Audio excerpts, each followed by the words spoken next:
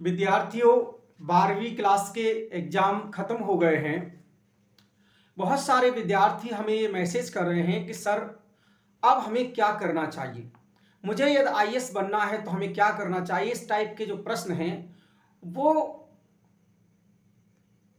आ रहे हैं बच्चों के, और ये आना भी चाहिए क्योंकि अब आपको 12th के बाद भविष्य डिसाइड करना है।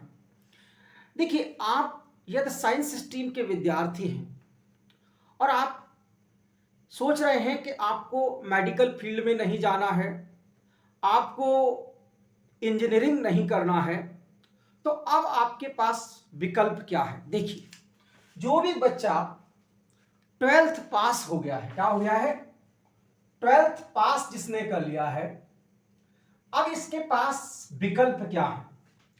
सही है। तो पहला तो विकल्प ये है कि ये सही है बीए कर ले। क्या कर ले, बीए। दूसरा बीएससी करे। तीसरा बीकॉम करे। क्या करे, बीए, बीएससी, बीकॉम। ये 3 विकल्प है एक तरफ। दूसरा जो विकल्प है वो है टेक्नोलॉजी, तकनीकी फील्ड में, तकनीकी और मेडिकल फील्ड। क्या, तकनीकी और मेडिकल फील्ड में। जैसे वह है बीटेक कर सकते हैं विद्यार्थी, बीई कर सकते हैं, और इसके अलावा यदि मेडिकल में जाना चाहते हैं तो जैसे एमबीबीएस से बीएएमएस।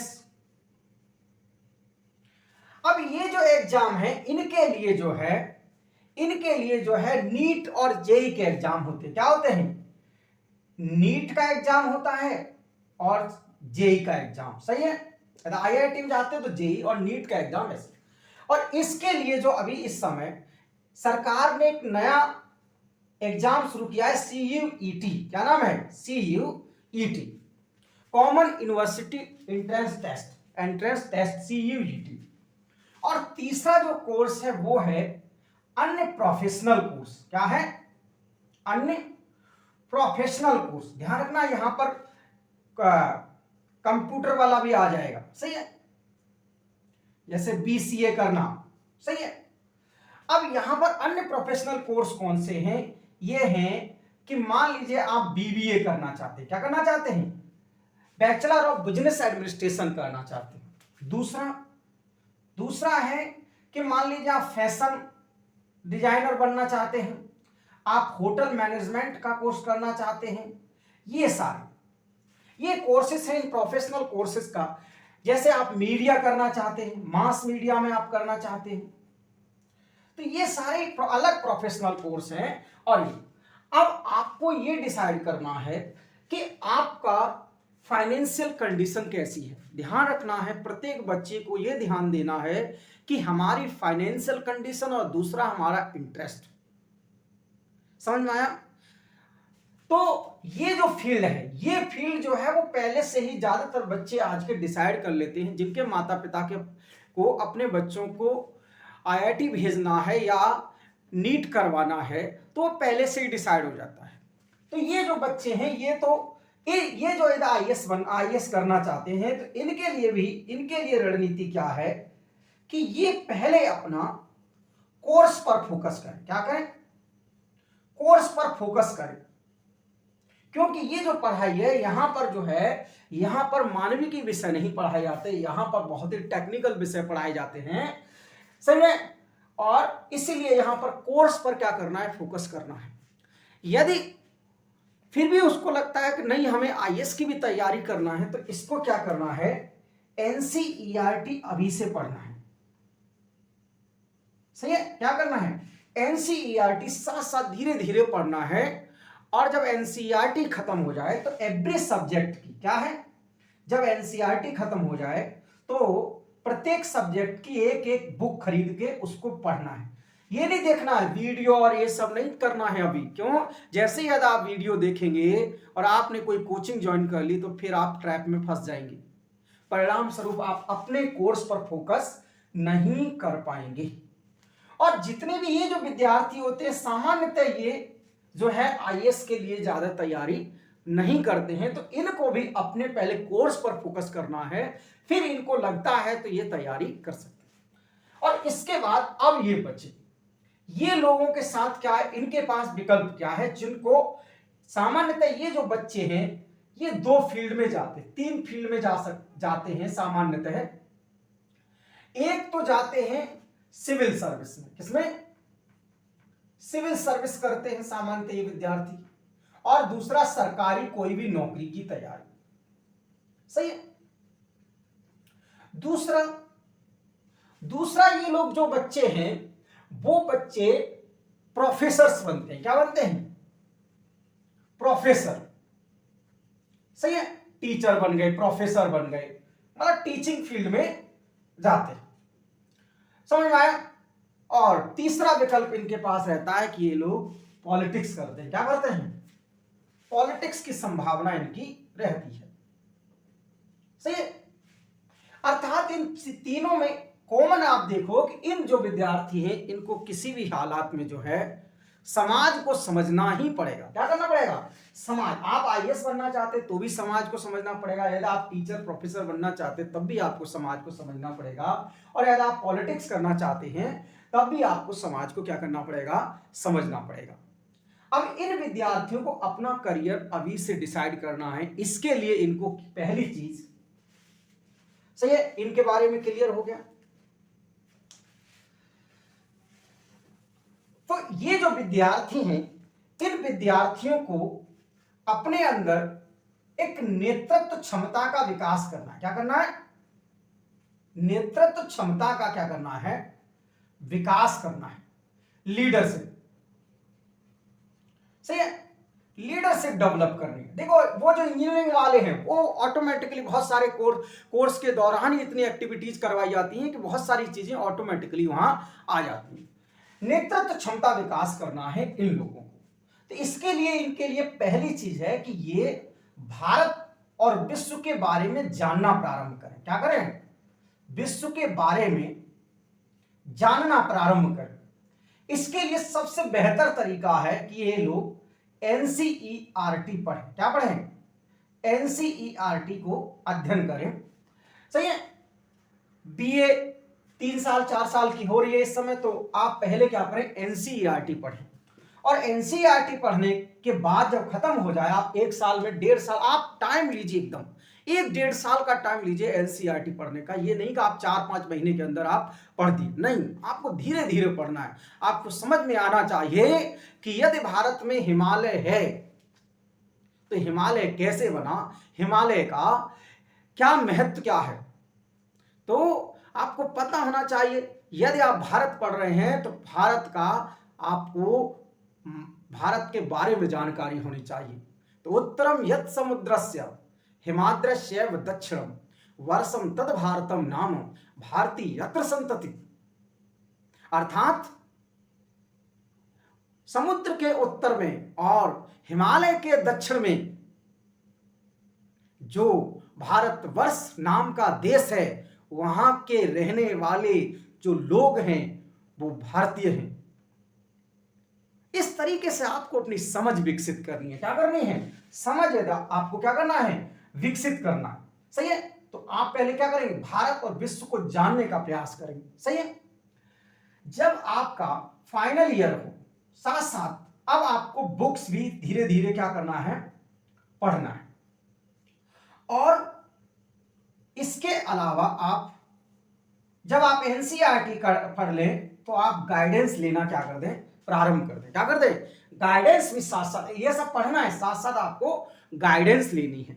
अब इसका 2 मॉडल हो सकता है, एक हो सकता है कि आप सेल्फ, सही है, आप ऑनलाइन प्लेटफॉर्म पर जाएं, और दूसरा है आप ऑफलाइन प्लेटफॉर्म पर जाएं।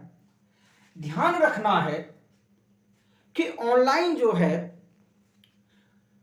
प्लेटफॉर्म आपको ज्ञान दे सकता है, लेकिन आपके अंदर नेतृत्व करने की क्षमता, आपके अंदर अनुशासन, आपके अंदर मूल्य, ये स्थापित करना मुश्किल होता है।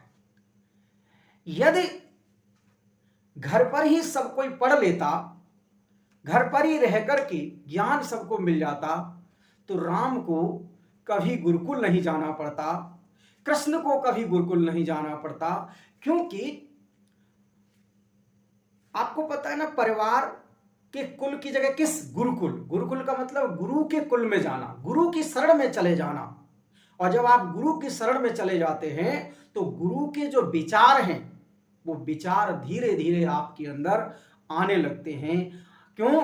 क्योंकि गुरु सिर्फ केवल आपको पढ़ाता ही नहीं है, शिक्षक आपको सिर्फ पढ़ाता ही नहीं है, आपकी बार बार आपकी प्रैक्टिस करवा के, आपसे स्वाध्याय करवा के, आपसे अभ्यास करवा के ज्ञान को स्थायी बनाता है। और जब ज्ञान स्थायी हो जाता है तो उसकी अभिव्यक्ति जो है वह बेहतर होती है।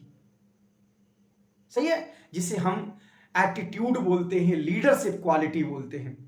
समझ में आ गया? तो ये चीज, तो आप ऑनलाइन क्लास ज्वाइन करें ज्ञान के लिए, लेकिन कहीं ना कहीं आप ऐसे टीचर के संरक्षण में पढ़ें जिसके पास आप जा करके बैठ करके प्रैक्टिस कर सकें। सही है। और दूसरा विकल्प है ऑफलाइन विकल्प। ऑफलाइन में भी आप जा सकते, ऑफलाइन सबसे बेहतर तो है ही, कोई भी विकल्प नहीं है। ध्यान रखिए, जितने भी माध्यम है वो सूचनाओं को ट्रांसफर करने का माध्यम है। सही है, क्या है? सूचनाओं को ट्रांसफर करने का माध्यम है। लेकिन सभी माध्यमों का एक कंपैरेटिव स्टडी किया जाए, तुलनात्मक अध्ययन किया जाए, तो सबसे महत्वपूर्ण, सबसे बेहतर विकल्प है शिक्षक के सामने बैठ करके पढ़ना। क्यों? क्योंकि शिक्षक सिर्फ पढ़ाता ही नहीं है, शिक्षक आपका रिवीजन करवाता है, आपको अनुशासन में लाता है। एक और चीज, जब आप घर से बाहर जाते हैं तो आप चारों तरफ आपका मस्तिष्क काम करता है, आप लोगों से इंटरैक्ट होते हैं, आपको बहुत सारा अनुशासन पता चलता है। क्यों? क्योंकि जब आप रोड पर चलोगे ही, जब आप रोड पर चलोगे ही नहीं तो रोड को पार कैसे किया जाता है, रोड पर किस साइड में चला जाता है, ये आपको पता ही नहीं चलेगा। तो इसीलिए आप, सही है, ऑनलाइन जो क्लासेस हैं उनको एक सपोर्ट के रूप में लीजिए। सही है, तो गाइडेंस लीजिए और ये काम आप लगातार 3 साल तक कीजिए। फाइनल ईयर में आए जब आप, तो आप एग्जाम अपने तैयारी कीजिए, जो ग्रेजुएशन कर रहे हैं उसकी तैयारी कीजिए, और साथ साथ 1 ईयर तक फिर दोबारा से पूरी तैयारी दोबारा से कीजिए, सब कुछ दोबारा से तैयार कीजिए। और फिर उसके बाद जब आपके 4 साल, इसका मतलब कंप्लीट हो गए, अब आप एग्जाम देंगे तो आप देखेंगे कि आपके सिलेक्शन होने की संभावना जो है वो बहुत ज्यादा बढ़ जाएगी। सही है। अब देखिए, बहुत सारे बच्चे हमसे ये कह रहे हैं कि हम कोर्स कौन सा ज्वाइन करें। ध्यान रखना कि जो विद्यार्थी साइंस स्ट्रीम के विद्यार्थी हैं, 12वीं क्लास जिन्होंने साइंस से की है, तो उनको सिविल सर्विस में क्या जानना है, मानविकी विषय जानना है। सही है। अब कौन से विषय जानना है? हिस्ट्री, इतिहास जानना है, भूगोल जानना है, इस टाइप के विषय, मानविकी विषय जानना है। सही है। अब 12th तक उन्होंने साइंस के जितने भी सब्जेक्ट थे वो जान लिए, अब उनका क्या काम है? वो मानविकी विषय जाने। अब मानविकी विषय में क्या है, वो सामान्यतः इन जर्नल जो सब्जेक्ट होते हैं उनको चूज करना चाहिए। जैसे मान लीजिए कोई बच्चा बीए कर रहा है तो उसको इतिहास ले लेना चाहिए, समाजशास्त्र ले लेना चाहिए, भूगोल ले लेना चाहिए, राजनीति विज्ञान ले लेना चाहिए। यदि उसका लिटरेचर में इंटरेस्ट है तो आप हिंदी लिटरेचर ले ले। सही है। तो इस टाइप के विषय जो है उसको चूज कर लेना चाहिए। क्यों? क्योंकि वो उसकी तैयारी के दौरान उसके लिए क्या रहेंगे, बहुत ही अच्छे रहेंगे। और सही है, अब जो बच्चे मान लीजिए कि बीए जो आर्ट स्ट्रीम से करे हैं, सही है, तो उनके लिए तो है ही, कोई दिक्कत ही नहीं, उनको तो आर्ट स्ट्रीम वाले सब्जेक्ट कोई दिक्कत ही नहीं है। समझ में आया? अब बीएससी, जो लोग भविष्य में सिविल सर्विस की तैयारी करने के साथ साथ ये देख रहे हैं कि हमें प्रोफेसर भी बनना है, तो वो बीएससी कर सकते हैं। सही है, बीएससी करें। साथ साथ जिनको सीए करना है भविष्य में, जो चार्टर्ड अकाउंटेंट, सही है, एक विकल्प अपने आप को जरूर रखना है, सीए कर ले। सीए करना है मान लीजिए बीकॉम करने के बाद, तो आप, और आपको सिविल सर्विस भी करना है तो आप बीकॉम भी कर लीजिए, और साथ साथ आप सिविल सर्विस की जो ये तैयारी है ये साथ में करते रहिए। फिर आपको लगता है तो आप सीए भी, चार्टर्ड अकाउंटेंट का भी क्या कर सकते हैं, कोर्स कर सकते हैं। समझ में आया? चॉइस आपकी है, आपको डिसाइड करना है। सही है, तो मुझे उम्मीद है कि आपको समझ में आ गया होगा। इस टाइप के जो लेक्चर्स हैं हमारे होते रहेंगे, जिससे 12th वाले जो विद्यार्थी हैं, 12th पास वाले विद्यार्थी हैं, उनको एक विशेष मार्गदर्शन दिया जा सके। इससे पहले का जो क्लास था मेरा बहुत छोटा क्लास रहा था, लेकिन ये वाला लंबा क्लास रहा है। सही है, मुझे उम्मीद है आपके फिर भी कोई डाउट है तो आप मुझे कमेंट करके पूछ सकते हैं। चलो, धन्यवाद।